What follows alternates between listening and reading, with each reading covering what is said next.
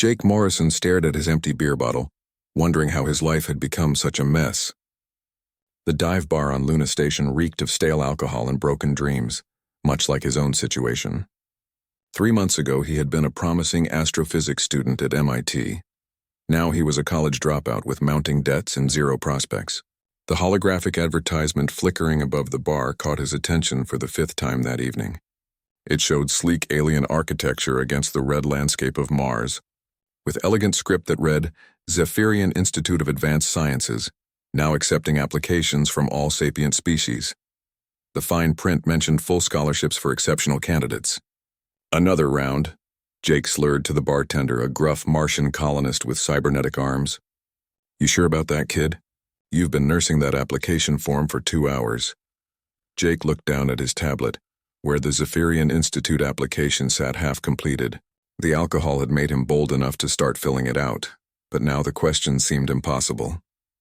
How could he compete with alien geniuses who had evolved for millions of years? The Zephyrians were known throughout the galaxy as the most intellectually advanced species. Their university on Mars was legendary, producing scientists and philosophers who shaped interstellar civilization. Humans had only made contact with alien species 15 years ago, and most still viewed them as primitive newcomers. What's the worst that could happen? Jake muttered, taking another swig from his new bottle. His fingers moved across the tablet screen with drunken determination. The application asked for academic achievements.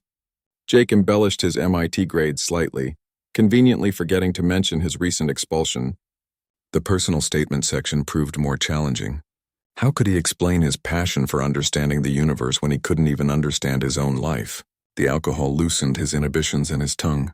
Jake found himself typing about his childhood fascination with the stars, how he had built telescopes from scraps in his garage, and his theory about quantum consciousness that his professors had dismissed as interesting but unprovable. He wrote about humanity's unique perspective as a young species, how their recent emergence into galactic society gave them fresh eyes for ancient problems. In his intoxicated state, Jake became philosophical about human nature. He described how humans had evolved as persistence hunters, never giving up even when faced with impossible odds. He wrote about their emotional complexity, their ability to find hope in darkness, and their strange talent for creative solutions that more logical species might overlook. The section asking for special skills and abilities stumped him momentarily. What could humans do that the galaxy's most advanced species couldn't? Then inspiration struck, fueled by liquid courage. Jake began typing about human intuition, their pattern recognition abilities, and their capacity for lateral thinking. He mentioned humanity's gift for music and art, suggesting these weren't just frivolous pursuits but fundamental ways of understanding reality. By the time Jake reached the essay questions, he was thoroughly drunk and surprisingly eloquent. The prompts asked about theoretical scenarios and scientific problems. Normally, Jake would have agonized over these responses, second-guessing every word. Instead, he let his thoughts flow freely, mixing established physics with wild speculation and human-centric insights. One question asked about the nature of consciousness across species. Jake wrote extensively about the human experience of self-awareness, describing it as both a blessing and a curse. He theorized that consciousness might be less about processing power and more about the ability to suffer, to hope, and to create meaning from chaos. It was hardly a conventional academic response, but it was honest and passionate. Another prompt dealt with interspecies cooperation. Jake found himself writing about humanity's greatest strength, their ability to form unlikely alliances. He described how humans had always been social creatures, capable of working with former enemies and finding common ground with vastly different cultures. In his drunken wisdom, he suggested that this adaptability made humans natural ambassadors and mediators in galactic society. The final section requested a video submission. Jake stumbled to the bar's recording booth, still clutching his beer. Under the harsh lighting, he looked disheveled and unprofessional, but his eyes held a spark of genuine enthusiasm. He spoke directly to the camera, his words slightly slurred but his passion unmistakable. I know I don't look like much, Jake began, running a hand through his unkempt hair. I'm just a human from Earth, and we're new to all this galactic civilization stuff. But maybe that's exactly what you need. We see things differently because we're different. We've survived ice ages and plagues and wars not because we're the strongest or smartest, but because we never stop trying. He paused to take a sip from his bottle, then continued with growing confidence. You want to know what makes humans special? We dream. We look at impossible problems and think, what if? We turn science fiction into science fact. We've only been in space for a few decades, but we're already talking about terraforming planets and traveling to other galaxies. That's not logic talking, that's hope. Jake's voice grew stronger as he warmed to his theme. Sure, we make mistakes. We're emotional and irrational, and we sometimes act before we think. But we also love and laugh and create beautiful things for no reason, except that they make us feel alive. We don't just want to understand the universe, we want to belong to it, to be part of something bigger than ourselves. The recording booth's timer chimed, indicating his time was up. Jake grinned at the camera, raised his beer in a mock toast, and hit the submit button before he could change his mind. Hours later, Jake woke up in his cramped quarters on Luna Station with a pounding headache and a vague memory of doing something incredibly stupid. His tablet showed a confirmation message from the Zephyrian Institute, thanking him for his application and informing him that results would be announced within 30 standard days. The cold reality of his situation hit him like a meteor. He had applied to the most prestigious university in the galaxy while blackout drunk, probably making humanity look like a species of alcoholic fools. Jake buried his face in his pillow, wondering if it was possible to die from embarrassment.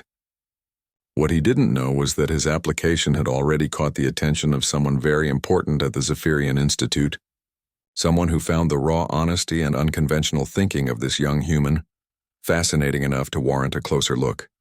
Professor Zixthai adjusted her crystalline sensory apparatus as she reviewed the latest batch of applications to the Zephyrian Institute. As the head of the admissions committee, she had seen thousands of applications from the galaxy's brightest minds. Most followed predictable patterns, perfect test scores, conventional research proposals, and responses that demonstrated intelligence but lacked any spark of originality. The human application had arrived 3 days ago, and Zixthai found herself returning to it repeatedly. Humans were still considered a curiosity in galactic academia. Most species viewed them as an interesting but primitive addition to the cosmic community, notable mainly for their rapid technological advancement and emotional volatility. Jake Morrison's academic record was impressive by human standards but unremarkable compared to Zephyrian applicants. What intrigued Zixthai was everything else about the application. The personal statement read like nothing she had ever encountered in her 2 centuries of academic service. Fascinating, she murmured, her crystalline body humming with intellectual excitement. The human had described consciousness not as a computational process, but as an experiential phenomenon tied to suffering and hope. Such a perspective was entirely alien to Zephyrian thinking, which approached consciousness as a measurable quantum state. The essay responses demonstrated a peculiar blend of scientific knowledge and intuitive leaps that defied conventional logic. Where Zephyrian students provided methodical step-by-step reasoning, this human had connected seemingly unrelated concepts through creative associations.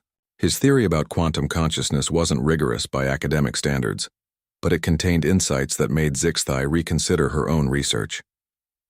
The video submission proved even more intriguing. The young human appeared intoxicated, his speech slightly impaired, yet his passion for discovery burned with unmistakable intensity. Zixthai had never seen an applicant display such raw emotion while discussing scientific concepts. It was simultaneously unprofessional and deeply compelling. This creature speaks of dreams and hope as if they were scientific instruments, Zixthai observed to her colleague, Professor Veltar. Most peculiar, Veltar, whose species communicated through bioluminescent patterns, flickered with skepticism. The human's responses lack mathematical rigor. His theories are based more on speculation than empirical evidence. Perhaps, Zixthai agreed, but consider the novelty of his approach. We have become so focused on perfecting our methodologies that we may have lost sight of the questions themselves. This human asks what if in places where we have long assumed what is. The Zephyrian Institute prided itself on pushing the boundaries of knowledge, but Zixthai recognized that their recent discoveries had been incremental rather than revolutionary. They had achieved mastery of known principles but struggled to conceive entirely new paradigms. Perhaps what they needed was not another brilliant mind that thought like them, but a different kind of intelligence altogether. Jake's application had arrived at a particularly opportune moment. The Institute was preparing to launch the Consciousness Integration Project, an ambitious attempt to understand how different species experienced self-awareness. Previous research had been limited by the fact that all participating species shared similar cognitive architectures. Humans, with their unique evolutionary history and emotional complexity, could provide an entirely new perspective. Zixthai pulled up Jake's video submission again, studying his mannerisms and expressions. The human's face displayed micro-expressions that conveyed subtle emotional states, a communication method entirely foreign to most galactic species. His eyes held a quality that Zephyrians might call intensity, though they lacked precise words for such concepts. "Look at this segment," Zixthai directed Veltar's attention to a particular moment in the recording. The human speaks of belonging to the universe, not merely understanding it. Such language suggests a fundamentally different relationship with knowledge itself. Veltar's bioluminescent patterns shifted to indicate grudging interest. The human does display unusual neural flexibility. His ability to form unexpected connections might prove valuable in research contexts where conventional approaches have failed. The admission committee would meet in 2 days to make final decisions. Zixthai found herself advocating for the human, despite his obvious deficiencies by traditional standards. The Institute's charter called for the advancement of all sapient knowledge, not merely the confirmation of existing theories.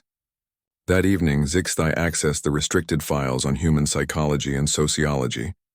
What she discovered reinforced her growing conviction that Jake Morrison represented something unprecedented in galactic academia. Humans had evolved as persistence hunters, a trait that manifested in their approach to problem-solving. They rarely accepted initial failures as definitive, instead viewing obstacles as puzzles to be solved through repeated attempts and novel approaches. Their emotional complexity appeared chaotic by Zephyrian standards, but it enabled forms of creativity that purely logical minds might never achieve. Human art, music, and literature contained patterns that defied mathematical description, yet somehow achieved profound aesthetic and intellectual impact. Perhaps consciousness itself contained similar non-logical elements that conventional research methods could never detect. The next morning brought an unexpected development. The Galactic Education Council had issued new guidelines encouraging institutions to diversify their student populations across species lines. While the directive was primarily aimed at promoting diplomatic relations, it provided additional justification for admitting unusual candidates. Zixthai spent hours reviewing Jake's application materials, searching for any disqualifying factors. His academic dismissal from Earth's MIT concerned her until she investigated the circumstances. The human had been expelled not for academic failure but for challenging established theories too aggressively. His professors had found his questions disruptive to classroom order, a criticism that actually strengthened his candidacy for advanced research.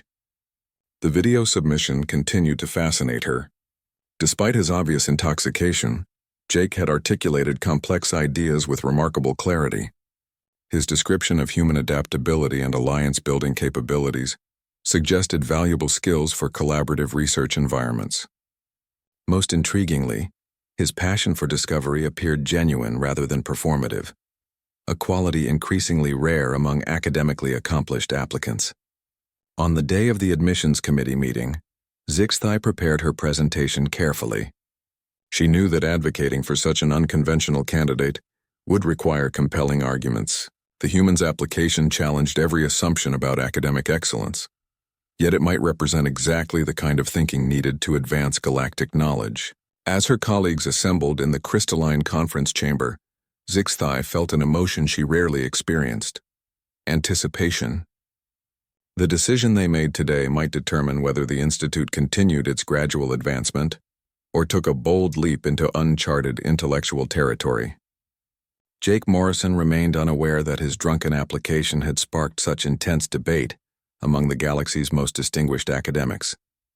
Far away on Luna Station, he continued his daily routine of menial work and self-recrimination, certain that his moment of alcoholic boldness had sealed his fate as a cosmic embarrassment. Jake was halfway through his shift cleaning atmospheric recyclers when his tablet chimed with an incoming priority message. He almost ignored it, assuming it was another debt collection notice or job rejection. The past 3 weeks had brought nothing but bad news, and he had learned to expect the worst. The sender identification made him stop dead in his tracks. Zephyrian Institute of Advanced Sciences. His hands trembled as he opened the message, certain it would be a polite rejection letter explaining why humans weren't ready for serious academic discourse. Dear Jake Morrison, the translation software rendered in crisp English, congratulations. You have been accepted into the Consciousness Integration Project as a full research fellow with complete scholarship, housing, and stipend provisions. Report to Mars Colony Transport Hub 7 within 14 standard days for orientation processing. Jake read the message 3 times before the words began to make sense. Accepted. Full scholarship. The most prestigious university in the galaxy wanted him. The drunk human who had rambled about dreams and hope in a dingy bar. It had to be some kind of mistake. The message continued with detailed instructions about transportation, documentation, and preliminary coursework. Everything appeared legitimate, complete with official seals and verification codes. Jake's tablet confirmed the message's authenticity through multiple security protocols. This is impossible, he whispered, sinking onto a nearby crate. The recycling bay suddenly felt surreal, as if he had stepped into someone else's life. His supervisor, a middle-aged woman named Chen, found him there an hour later, still staring at his tablet in disbelief. Morrison, these filters don't clean themselves, she began, then noticed his expression. What's wrong? You look like you've seen a ghost. I got accepted, Jake said numbly, to the Zephyrian Institute. On Mars, Chen's eyebrows shot up. The alien university? That's incredible, kid. I didn't even know they accepted humans. Neither did I, Jake admitted. I applied while drunk 3 weeks ago. I thought I was making a fool of myself. Well, apparently you weren't, Chen said, her stern expression softening into something approaching pride. This is a big deal, Morrison. The Zephyrians don't just accept anyone. You must have impressed them somehow. The next 2 weeks passed in a blur of preparation and disbelief. Jake had to arrange transportation to Mars, gather the required documentation, and somehow acquire appropriate clothing for an academic environment. His savings barely covered the basic necessities, but the scholarship package included provisions for everything he might need. The journey to Mars took 6 days aboard a commercial transport. Jake spent most of the time reading everything he could find about the Zephyrian Institute and its research programs. The Consciousness Integration Project appeared to be a new initiative, studying how different species experienced self-awareness. As the only human participant, he would be breaking new ground in interspecies psychology. His fellow passengers were a mix of species, Martian colonists returning home, Andromedan traders, and a few other academics bound for various institutions. Jake felt increasingly out of place as he overheard conversations about advanced theoretical physics and xenobiology. What was he doing among such brilliant minds? The red planet grew larger in the viewport as they approached Mars' orbit. Jake had seen images of the planet countless times, but the reality overwhelmed him. The rust-colored surface stretched endlessly beneath swirling dust storms, punctuated by the gleaming domes of human colonies and the impossible architecture of alien settlements.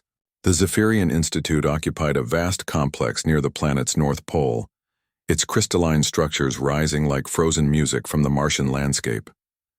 The buildings seemed to shift and flow as Jake watched, their surfaces reflecting light in patterns that suggested movement and thought. Transport Hub 7 bustled with activity as ships arrived and departed. Jake gathered his meager belongings and joined the queue for surface shuttles, feeling increasingly nervous about what awaited him. The other passengers looked confident and purposeful, while he felt like an imposter wearing borrowed clothes. The shuttle descent gave him his first close look at the Institute. The main campus covered several square kilometers, its buildings connected by transparent tubes that allowed safe passage across the Martian surface. Gardens of Earth and alien plants grew in pressurized biodomes, creating pockets of green life against the red desolation. At the orientation center, Jake joined a group of about 30 new students representing a dozen different species. Most appeared to be advanced graduate students or postdoctoral researchers. He was definitely the youngest and least credentialed member of the group.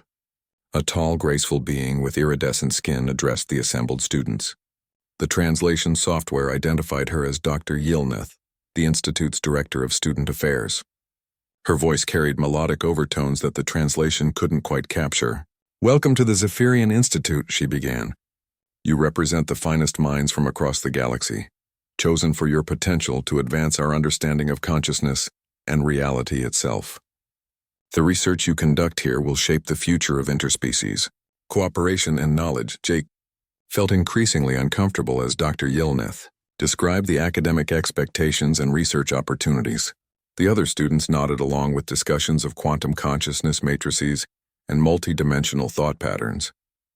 He wondered if he was the only one who felt completely lost. After the general orientation, students were divided into smaller groups based on their research programs. Jake found himself alone with Dr. Yilneth, who studied him with large, multifaceted eyes that seemed to see through to his soul. "You are Jake Morrison," she said, though it wasn't really a question. "Professor Zixtai has spoken of you extensively. She believes you may provide crucial insights into the nature of human consciousness." "I'm not sure I understand," Jake replied honestly. "My application was unconventional. I'm surprised I was even considered." Dr. Yilneth's expression shifted in a way that might have been amusement. "Conventional thinking has limitations, young human. The Institute values original perspectives above traditional credentials. Your application demonstrated thought patterns unlike anything we have encountered." She led him through corridors lined with displays showing research from across the galaxy. Jake glimpsed experiments that bent reality itself, studies of consciousness that spanned multiple dimensions, and theories that challenged everything he thought he knew about existence. The Consciousness Integration Project seeks to understand how different species experience self-awareness, Dr. Yilneth explained as they walked. Previous research has been limited by the similarity of participating species. Humans offer something unique: emotional complexity combined with rapid cognitive adaptation. They stopped before a massive viewing window that looked out onto the Martian landscape. In the distance, dust devils danced across the ancient surface, mindless yet somehow beautiful in their chaotic motion. "Professor Zixtai will be your primary research advisor," Dr. Yilneth continued. "She has spent considerable effort advocating for your admission. Do not disappoint her trust in your potential." As Jake stood there, looking out at the alien world that would be his home for the foreseeable future, he felt the weight of expectation settling on his shoulders. Somehow his drunken rambling had convinced the galaxy's most advanced minds that he had something valuable to contribute. Now he had to figure out what that something was, and whether he could live up to their faith in him. Jake's first meeting with Professor Zixtai took place in a laboratory that seemed to exist in more dimensions than his brain could process. The walls shifted between transparency and opacity, displaying complex equations that rewrote themselves as he watched. The professor herself was even more impressive in person, a being of living crystal whose thoughts appeared to generate visible light patterns across her surface. "Sit, young human," Zixtai said, gesturing toward a chair that adjusted itself to accommodate his physiology. "We have much to discuss about your role in our research." Jake settled into the surprisingly comfortable seat, trying not to stare at the professor's mesmerizing form. "I have to admit, Professor, I'm not entirely sure why I'm here. My background is pretty basic compared to everyone else." Zixthai's crystalline structure hummed with what Jake was learning to recognize as amusement. "Your background is precisely why you are here. Tell me, Jake Morrison, what do you believe consciousness to be?" The question caught him off guard. In his application, fueled by alcohol and desperation, he had written about consciousness as an experiential phenomenon. Now faced with one of the galaxy's leading experts, his theories seemed embarrassingly simple. "I think consciousness is what it feels like to be alive," Jake said slowly. "Not just processing information, but experiencing it. Having hopes and fears and dreams that don't necessarily make logical sense." "Interesting," Zixtai mused, her surface patterns shifting to deep blues and greens. "Most species in our research define consciousness as information processing capability or quantum state coherence. You speak of it as sensation." Over the following weeks, Jake found himself at the center of the most ambitious consciousness research project in galactic history. The team included representatives from 12 different species, each bringing their own perspective on self-awareness and cognition. Jake quickly realized that his role wasn't to match their academic achievements, but to provide something entirely different: the human viewpoint. Dr. Kethvar, a silicon-based being from the Andromeda Galaxy, approached consciousness as a mathematical equation. The crystalline collective, like Professor Zixthai, viewed it as quantum resonance patterns. The plant-like Verdani experienced group consciousness that spanned entire forests. Each species had developed sophisticated theories based on their own cognitive architecture. Humans were the wild card. Their consciousness included elements that other species found baffling, emotions that influenced logic, dreams that solved problems, and intuitive leaps that bypassed conventional reasoning. Jake's job was to help the team understand these seemingly irrational aspects of human awareness. The research began with basic mapping exercises. Jake would perform various cognitive tasks while sophisticated sensors monitored his brain activity, neural patterns, and what the aliens called consciousness resonance fields.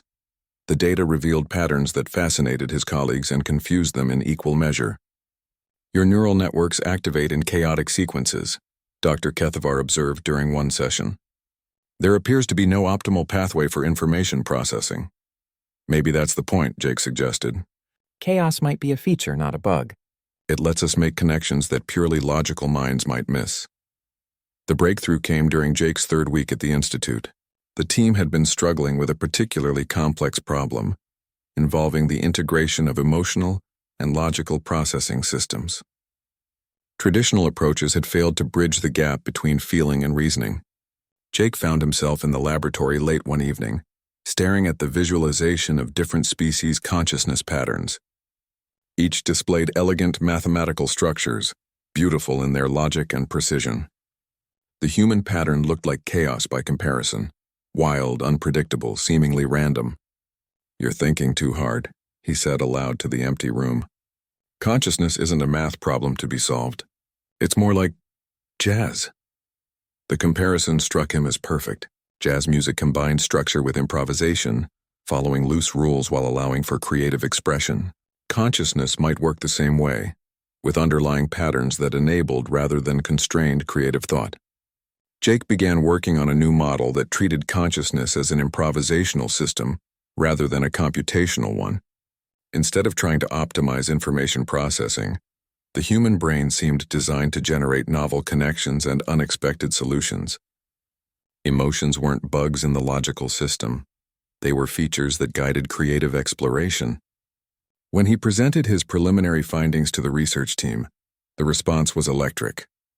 Professor Zixthai's crystalline form blazed with excitement, while Dr. Kethvar's silicon matrices reconfigured themselves in patterns Jake had never seen before. "This changes everything," Zixthai declared. "We have been approaching consciousness as a problem to be solved rather than a creativity to be understood." The jazz metaphor resonated across species lines in ways Jake hadn't expected. The Verdani recognized similar patterns in their forest-wide consciousness networks, where individual trees contributed to collective intelligence through seemingly random chemical signals. The crystalline collective found parallels in their quantum resonance fields, which achieved coherence through controlled chaos rather than rigid order. Jake's informal status as the team's intuition specialist gradually evolved into something more substantial. His ability to make unexpected connections proved valuable in ways that traditional academic training couldn't replicate. While his colleagues focused on rigorous methodology, Jake asked questions that hadn't occurred to them. What if consciousness isn't about being smart? He suggested during one team meeting. What if it's about being curious? About wanting to understand things that don't make sense? The questions led to new experimental designs that tested consciousness as exploration rather than computation. The results suggested that self-awareness might have evolved not to optimize survival, but to enable creative adaptation to novel environments. Species with more chaotic consciousness patterns showed greater flexibility in solving unprecedented problems. Jake's confidence grew as his contributions gained recognition. He began to understand that his value to the team lay not in matching their expertise, but in offering perspectives they couldn't achieve on their own. His human consciousness, with all its apparent flaws and irrationalities, provided insights that pure logic couldn't reach. The research took an unexpected turn when Jake suggested testing consciousness under altered states. He proposed studying how different species experience dreams, meditation, and other non-ordinary states of awareness. The idea horrified some team members but intrigued others. In human culture, Jake explained, Some of our greatest insights come from dreams or meditation or even— He hesitated, then grinned, being drunk. Maybe consciousness isn't meant to operate at optimal efficiency all the time. Professor Zixthai found the proposal fascinating. You suggest that consciousness benefits from occasional chaos? I'm suggesting that maybe chaos and order aren't opposites, Jake replied. Maybe they're dance partners? As the team prepared to explore this new direction, Jake realized that his drunken application had led him to exactly where he belonged. He wasn't trying to become more like his alien colleagues. He was helping them understand the value of being different. In a galaxy full of logical minds, sometimes what you needed was a little human chaos to find the truly important answers. The Galactic Council of Sciences had called an emergency session to review the Consciousness Integration Project's preliminary findings. Jake found himself standing before representatives from 47 different species, each more intellectually accomplished than the last. 6 months ago, he had been cleaning air filters on Luna Station. Now he was about to present research that could revolutionize understanding of consciousness across the galaxy. Professor Zixthai stood beside him, her crystalline form pulsing with supportive energy patterns. The past 3 months had transformed their working relationship from mentor-student to true research partners. Jake's unconventional insights had opened new avenues of investigation that neither of them could have pursued alone. Honored representatives, Jake began, his voice carrying more confidence than he felt. Our research suggests that consciousness is not a computational process, but a creative one. The goal isn't optimization, it's exploration. The assembled beings represented every major cognitive architecture in known space. The silicon-based Zerathi processed information through quantum crystalline matrices. The gaseous Ethrani thought in probability clouds that spanned entire star systems. The mechanical construct species achieved consciousness through networked artificial intelligence. Each had developed theories of awareness based on their own cognitive strengths. Jake's presentation challenged all of them.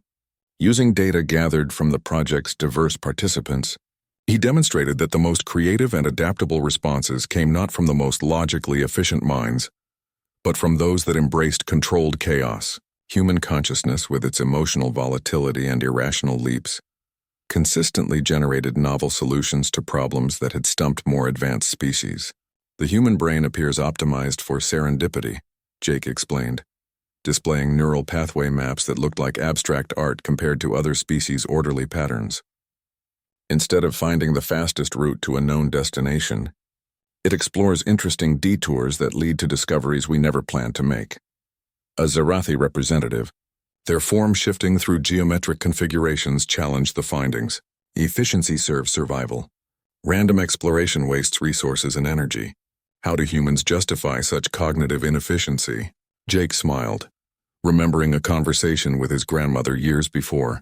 Because sometimes the best discoveries happen when you're lost.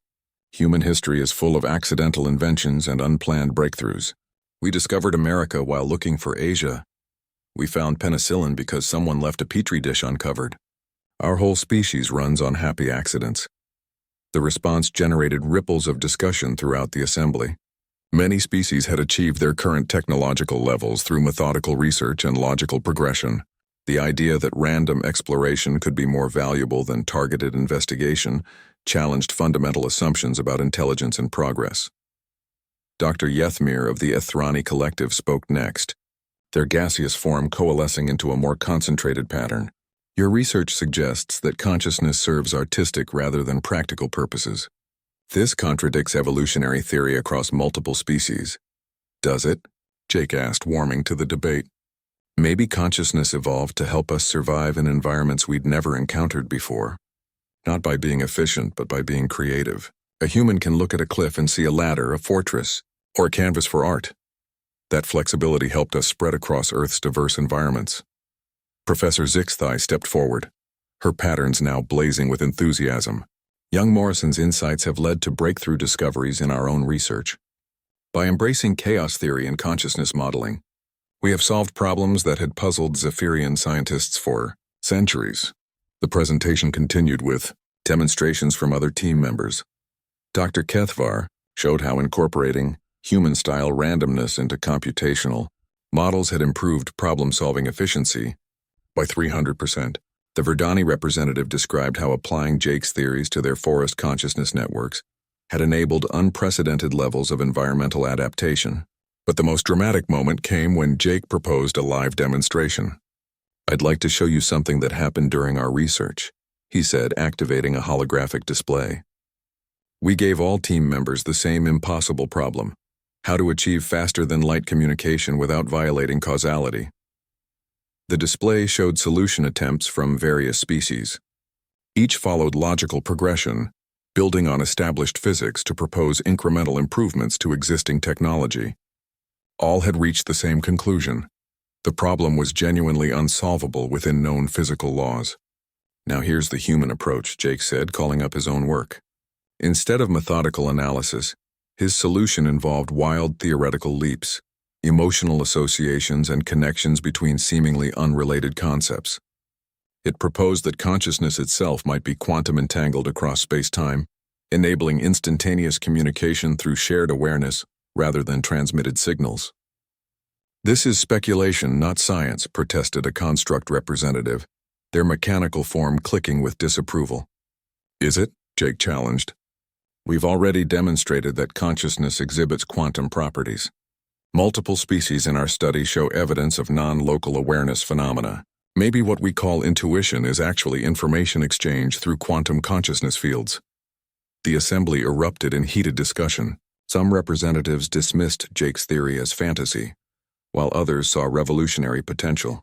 Professor Zixtai provided supporting data, showing correlation between consciousness states and quantum field fluctuations across multiple test subjects. The Zephyrian Chancellor, an ancient being whose crystalline structure contained the accumulated wisdom of millennia, called for order. "These findings require extensive verification," she declared. "However, they represent the most original thinking we have encountered in this assembly for generations." Jake felt a surge of pride, followed immediately by terror. The galaxy's most advanced minds were taking his wild theories seriously. The responsibility was overwhelming, but also exhilarating.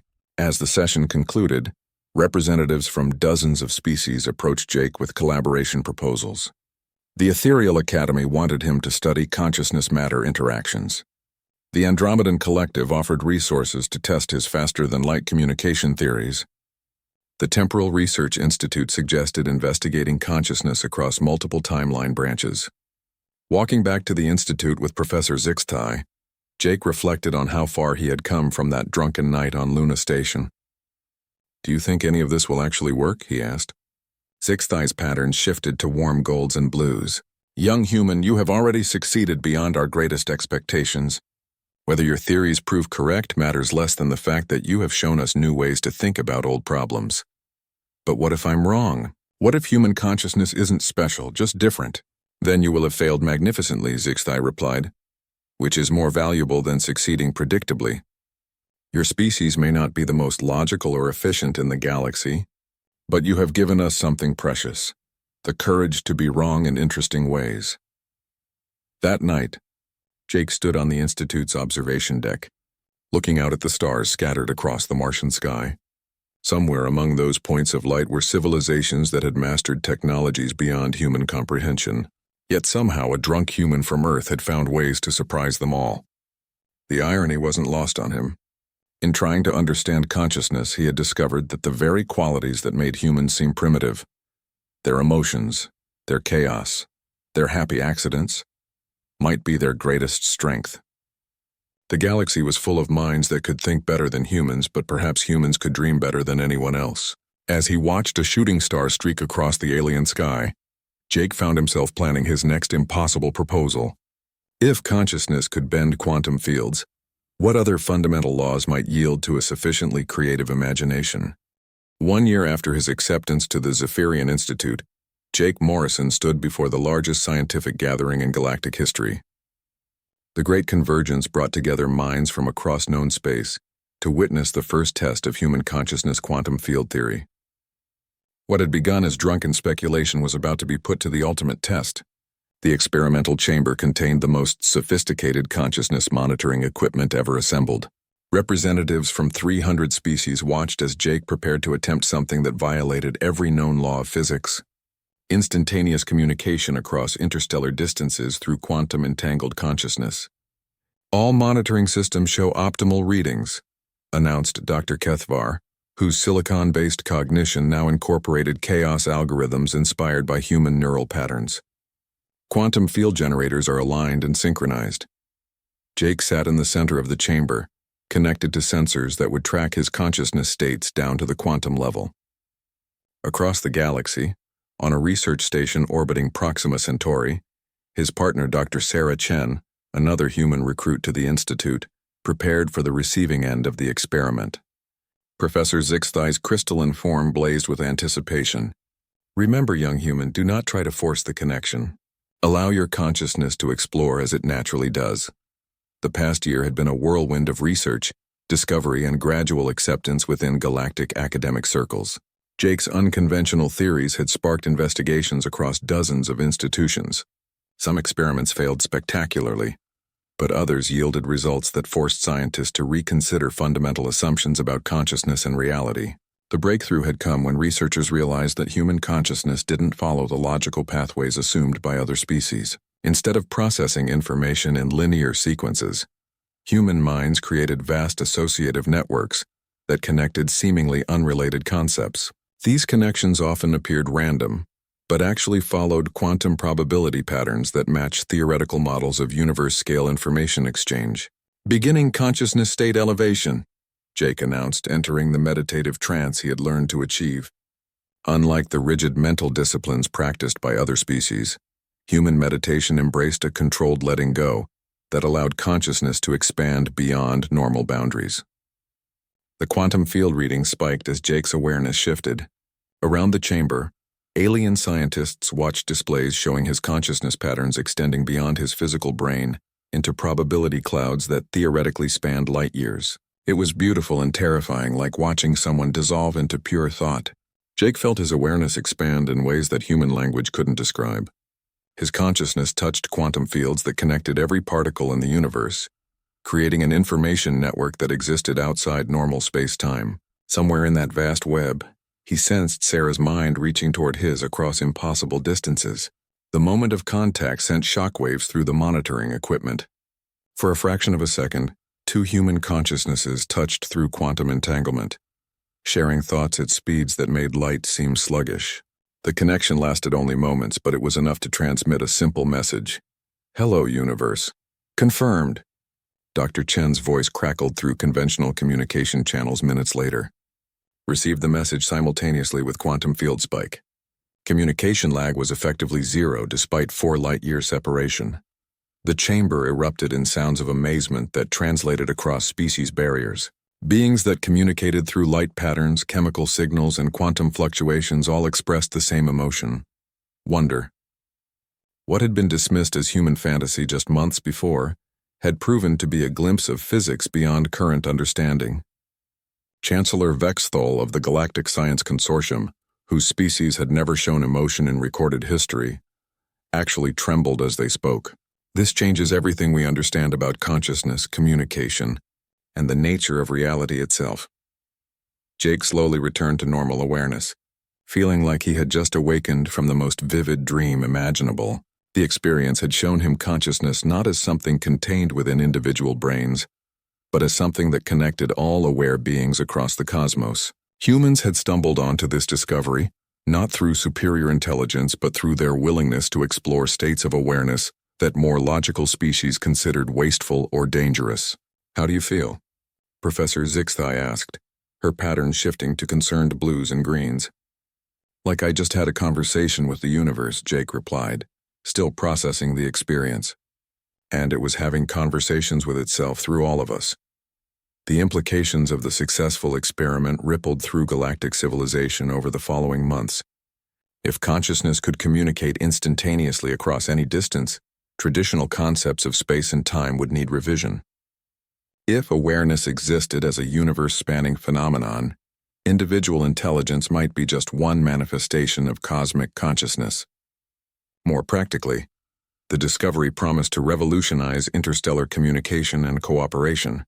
Projects that required coordination across galactic distances could now be managed in real time.